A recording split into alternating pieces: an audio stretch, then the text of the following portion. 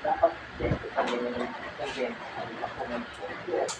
Hindi ko ba siya matatawaran sa hindi, sinabi niya na dapat kasi yung mama, yung mama, kaya ko lang nakusunod siya, hindi na siya, all na mahal din. Kaya yung pag-umihan ko lang, para pagdating ko niya, may 14 na ano. Actually, yun yung talagang bibenta yung nakakala mo ba? Oo, correct pa talaga. Correct pa talaga. Correct pa. Bibigay niya yung regalo kapalit ng first.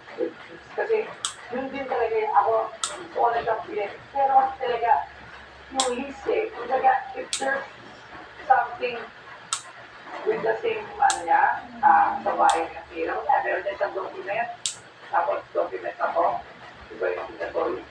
Pipilin ko yung so, yun din yung iniisip ko ngayon. Kaya hindi mo siya magbibintay na agad na kita. Kaya tinatawa ko lang ng permanente.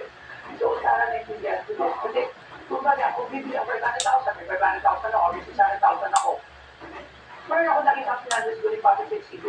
Parang wala akong 500,000. So, gusto ko naintindihan.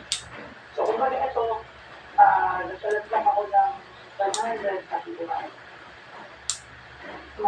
Mabuti ko bibigyan niya ako dahil yung sinabi ko, kung nakakawalan ko, hindi ko tawanan, pero hindi sugat agad na sumagot.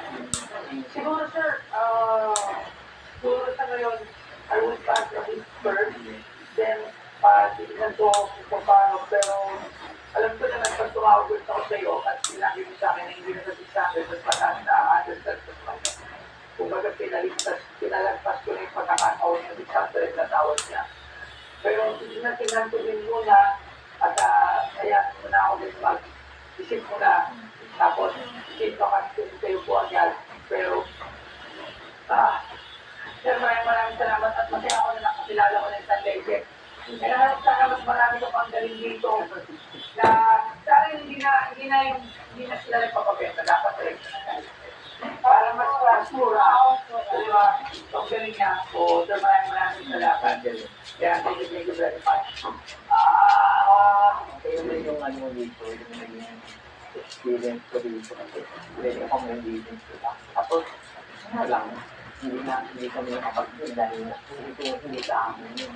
Kung sa akin, napakabilis kong benta yun. Hindi ko rin matawagan ng may-ari. Kaya, thank you naman.